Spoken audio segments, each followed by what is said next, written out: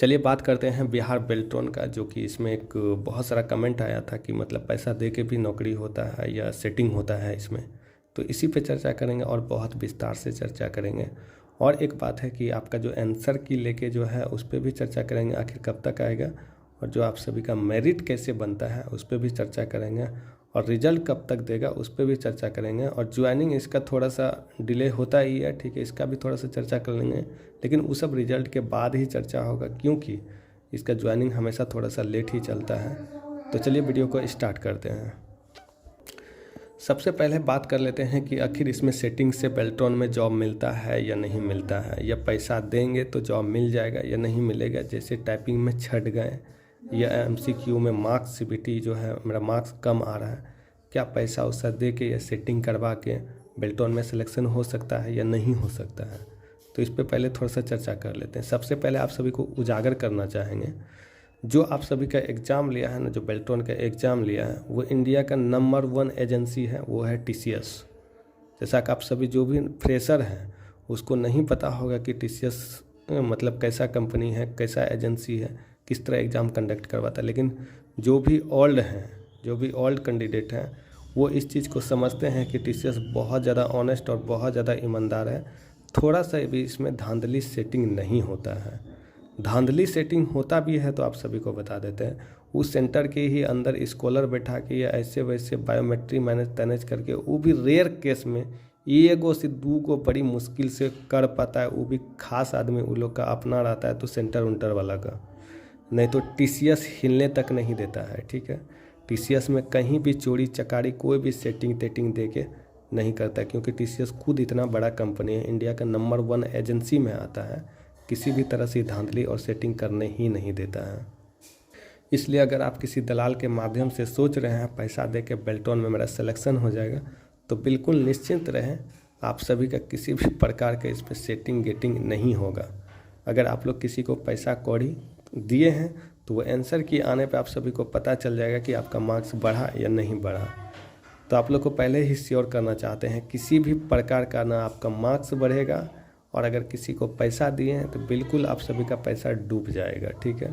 किसी भी प्रकार का आप सभी को आंसर की में जो है अच्छा मार्क्स देखने के लिए नहीं मिलेगा। चलिए, धांधली सेटिंग करने वाला तो उसको तो भ्रमित किया जाता है, तो कहीं ना कहीं वो भ्रमित होता ही है कि हाँ सही बात है, इस तरह चोरी होता है बिहार में, इस तरह चोरी करके या इस तरह सेटिंग करके या पैसा दे के जॉब मिल ही जाता है। लेकिन TCS के अंदर ऐसा कोई बात नहीं है। TCS कहीं भी आपको हिलने नहीं देता है। TCS के अंदर पैसा चलता ही नहीं है। TCS बिकने वाला कंपनी ही नहीं, वो एक बहुत बड़ी एजेंसी है, अपने ईमानदारी के लिए आता है। TCS छोटा मोटा नहीं है, बहुत बड़ा बड़ा एग्ज़ाम कंडक्ट करवाता है। SSC का जितना एग्ज़ाम होता है वो ज़्यादा करके आपका TCS ही करवाता है। 1-2%, 1% 2% नहीं, 1-2 को का बड़ी मुश्किल से, वो भी सेंटर पे स्कॉलर मैनेज तैनेज ये वो करके कैसे वो एगो कर लिया चोरी चकारी, तो उसको नहीं माना जाता है। चोरी चकारी अगर खुल के होता है तब माना जाता है। वो भी 1-2 स्कॉलर जो बैठा था, वो भी सेंटर का मिली भगत कोई अपना आदमी रहता है, तो उसके साथ ऐसा होता है। लेकिन अगर आप सोच रहे हैं कि नहीं बेल्ट्रॉन का, चलो भाई 2 लाख 3 लाख पैसा दे के कैसे भी करवा लेंगे, दलाल बोल रहा है हाँ ठीक है तुम्हारा हो जाएगा, जो पैनल बनेगा पैनल में भी तुम्हारा पहले ही नाम रहेगा, तो ये सब कहीं एक तरह कहीं कुछ नहीं होगा। जब बात एग्ज़ाम अगर TCS ले रहा है ना, तो कहीं भी किसी तरह का आप कुछ कर ही नहीं सकते हैं। चलिए, ये सेटिंग का बात रहा, जो भी रहा, ठीक है। तो सेटिंग के लिए जिस दलाल को भी आप पैसा या कौड़ी सोच रहे हैं देने का या दे दिए हैं, तो कृपया करके आप सभी जो है इस चक्कर में ना पड़ें। आप सभी का कहीं से भी बिल्कुल भी कुछ देखने के लिए अच्छा नहीं मिलेगा। और देखने के लिए एक चीज़ तो आप सभी को ज़रूर मिलेगा, या तो आपका पैसा डूब गया, या तो आप बोलिएगा कि नहीं गलती कर बैठे हैं हम। तो चलिए अब बात कर लेते हैं कि थोड़ा सा सर टाइपिंग के बारे में बात कर लेते हैं। टाइपिंग जानते हैं, वर्ड बहुत नॉर्मल आया था, जिसका भी प्रैक्टिस अच्छा था उसका अच्छा गया है। बाकी हाथ में कंपन रहा था, जो कि हर वीडियो में आप सभी को शेयर करते हैं इस बात को, ठीक है। हाथ में कंपन रहा था, जिसके कारण से कितना का हाथ भी कंपन में, तो मतलब टाइपिंग तो थोड़ा सा गड़बड़ हो ही नहीं जाता, थोड़ा सा वो भी गड़बड़ हुआ। और बाकी बात जो है एग्ज़ाम रिव्यू का भी एक समस्या क्या रहा। एग्ज़ाम रिव्यू में सबसे बड़ा ये रहा कि आप जो भी पढ़ के गए, जैसे आप होम मेन्यू पढ़ें या MS वर्ड का खोलें तो फाइल पढ़ें, फाइल में क्या क्या आता है, जैसे डॉक्यूमेंट न्यू जो भी आता है, ठीक है, या आप सभी का या एमएस वर्ड पढ़ें, जो भी अगर होम मेन्यू ग्रुप ये सब चीज़ें पढ़े थे, ये सब चीज़ें कहीं देखने के लिए नहीं मिला। एक दो क्वेश्चन मिला तो उसका कोई बड़ा इशू नहीं होता है, क्योंकि एक दो क्वेश्चन 5 क्वेश्चन ईजी आता है। मिला जुला के देखा जाए, शॉर्टकट में आप सभी को बता रहे हैं, तो ऑल शिफ्ट जो था ना वो पूरी तरीके से एक तरह से बहुत ज़्यादा टफ रहा है। मतलब मिलाया जाए तो कम से कम 90% लोगों का एग्ज़ाम उतना जितना पढ़ के गया था वैसा बिल्कुल भी नहीं गया। ठीक है, ये बिल्कुल सच्चाई है। अगर कोई अपने मन को बात दबा के रखता है तो वो अलग की बातें हैं। अब चलिए बात कर लेते हैं इसका आंसर की। आंसर की का बहुत बेसब्री से इंतज़ार रहता है, हर किसी को रहता है जो भी एग्ज़ाम दे के आता है कि मेरा मार्क्स कितना स्कोर किए हैं या कितना नहीं किए हैं। इसको लेके भी बहुत ज़्यादा टेंशन होता है। वही अगर आप सभी का आंसर की जारी हो जाएगा तो एक पता चल जाएगा, चलो भैया हम जो है 50% मार्क्स से एबव लाएँ। जैसे 60 का एग्ज़ाम हुआ, चलो 30-31 है, मेरा सिलेक्शन हो जाएगा, टाइपिंग भी अच्छा गया है।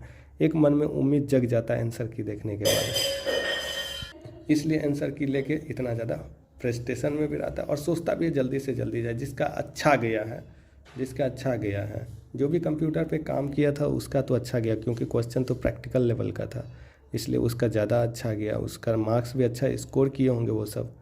तो कैसे भी है तो उसका तो सिलेक्शन है, क्योंकि उसका वो अच्छा ही करके आया है। इसलिए आंसर की का जो भी इंतज़ार कर रहे हैं आप सभी का, आंसर की बहुत जल्दी रिलीज़ किया जा रहा है। 15 से 20 नवंबर के बीच जो है आप सभी का आंसर की रिलीज़ किया जा रहा है, क्योंकि पिछले बार भी ऐसा ही हुआ था।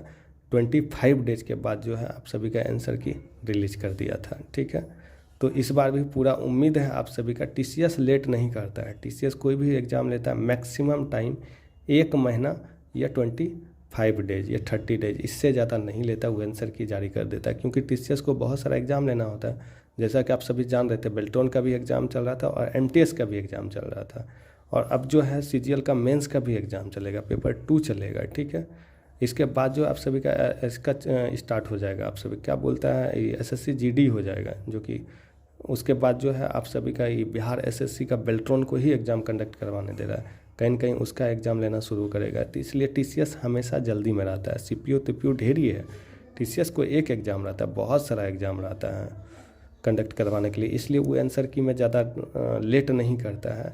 आप सभी का जो है लगभग 15 या 20 नवंबर तक आप सभी का जो है आंसर की रिलीज कर देगा।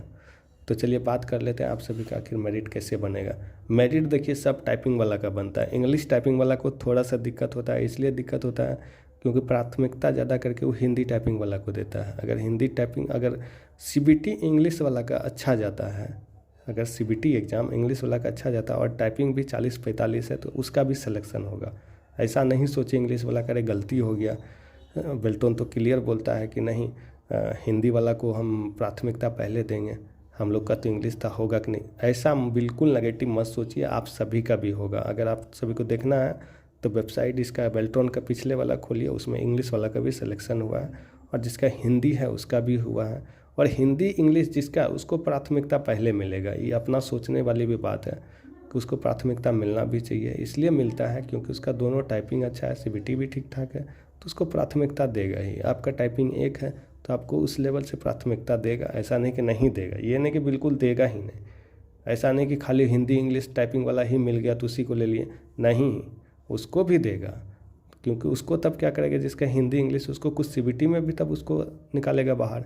अगर सीबीटी आपका अच्छा रहेगा तो आपको उसमें से ऐड करके उसमें पैनल में आपका नाम आएगा।